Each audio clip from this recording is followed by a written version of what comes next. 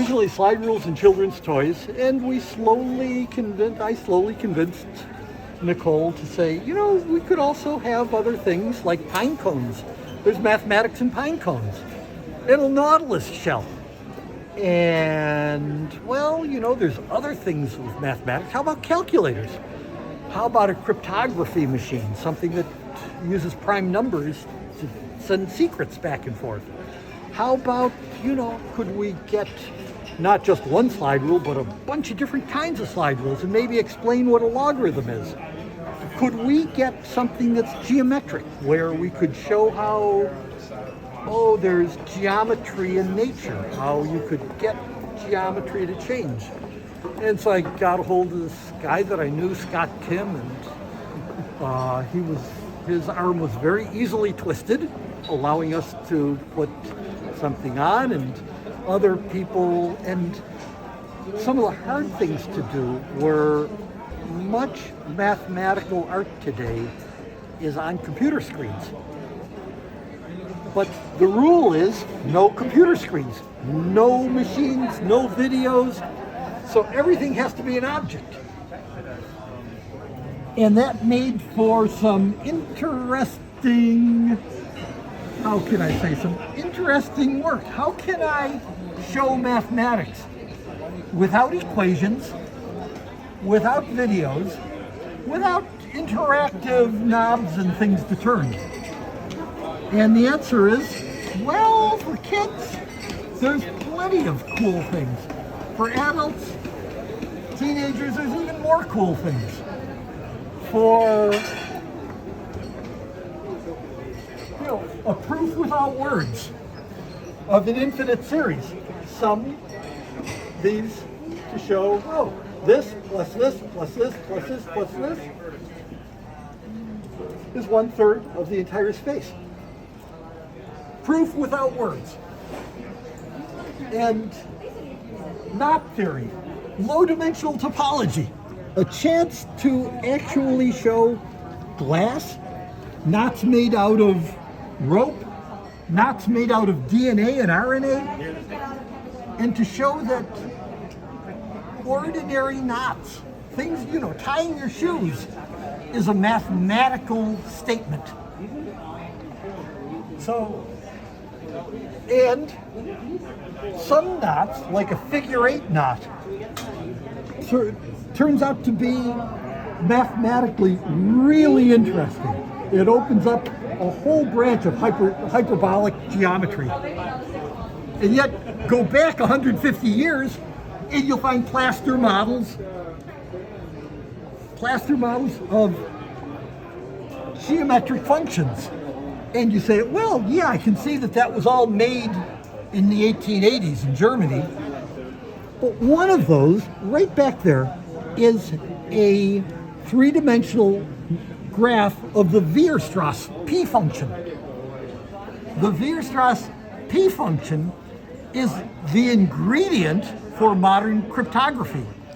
When people are doing elliptic curve crypto, which is the hot stuff today, they're using that graph right there. Weierstrass functions are all over the place in cryptography. So it might be 150 years old, but we're using it now. Everybody's cell phone. And teaching everything from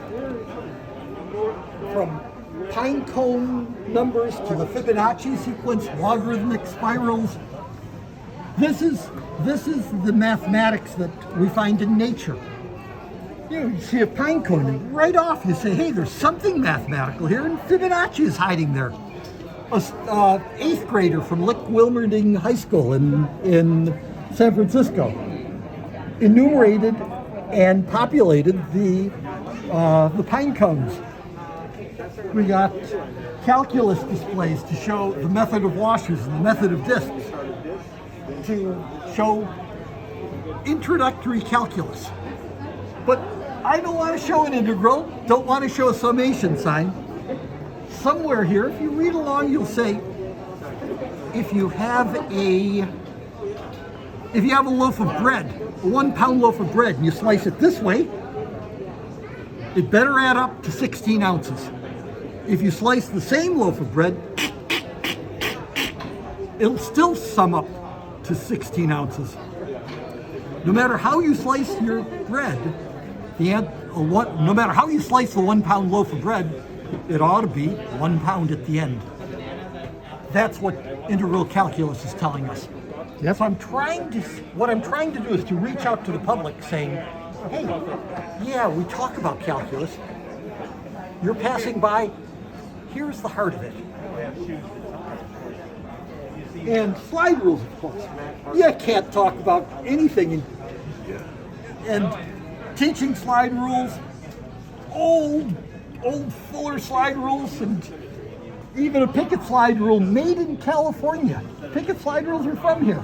That goes back to the days of the Apollo launches.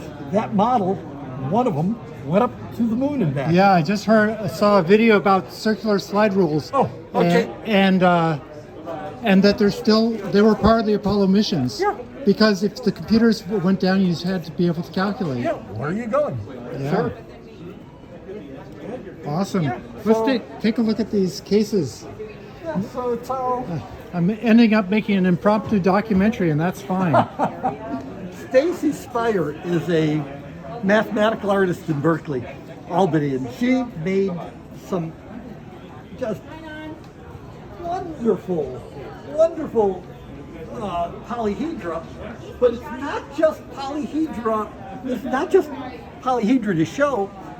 On the other side, there's Euler's equation, showing that if you add up the number of... Well, let's see that. Oh, come on over here. Euler's equation. Add up the number of corners, subtract the number of edges, add the number of faces, you'll always get 2. The idea is, here's Euler's equation, which is fundamental to mathematics. Right here, and if you're sitting here bored as a passenger, you can put it together and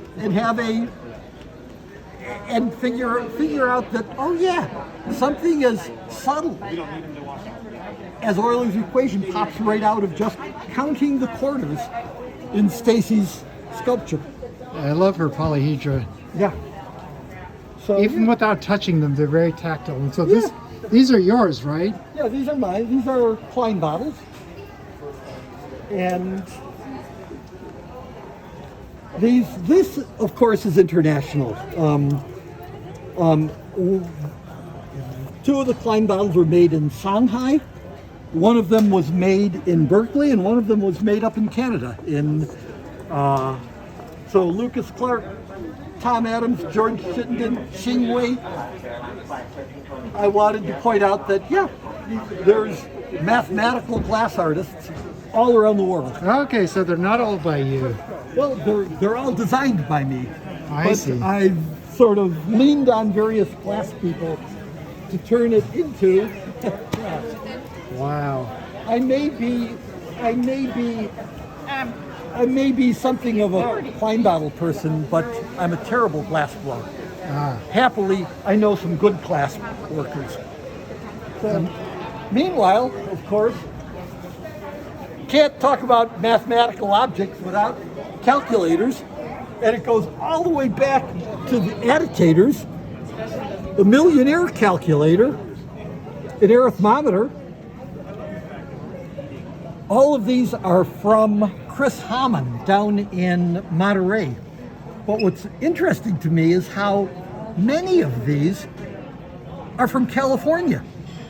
The Marchant calculators, the Freyden series, SCM calculators, all from Northern California, Berkeley, Oakland. Of course, the Kurta calculator. Can't talk about calculators without this guy. Tell me about it. Pocket Kurta calculator, which has 2 phenomenal stories. One is a mechanical calculator without any batteries, no plastic, entirely made of lightweight aluminum and steel. A phenomenon. For 30 years, the only pocket calculator you could get, the size of a pepper grinder. So that's fascinating. Interestingly, that it did all of its calculations with 9's complement math. But way the other side of it, it was designed in a concentration camp. At the Buchenwald concentration camp in 1943-45 by Kurt Hertzstark, the guy is locked up in a concentration camp, starving to death. He has no tools to do anything, but at night, after the sun goes down, he uses a pencil on the edge of a newspaper to describe a pocket-sized calculator. The idea that, talk about humans overcoming the adversity, and then the war ends. He's absolutely a person without a home. He goes around, hey, does anybody want to manufacture this for me? Can I get it made? And the Prince of Liechtenstein, of all places, says, sure, let's try making them. From 1947 to 1972, the world's finest calculators came from Liechtenstein. Cool. And then Frieden calculators. Frieden made fantastic mechanical calculators in the 50s. And then the second electronic calculator, all out of San Leandro. And then finally, I wanted to show cryptography. How do we keep secrets? And, here's your Captain Midnight Secret Squadron decoder badge. Cipher wheels from the NSA. A crypto machine from the NSA. All of this grows out of and depends upon prime numbers. At any rate, I ought to sign off, Scott.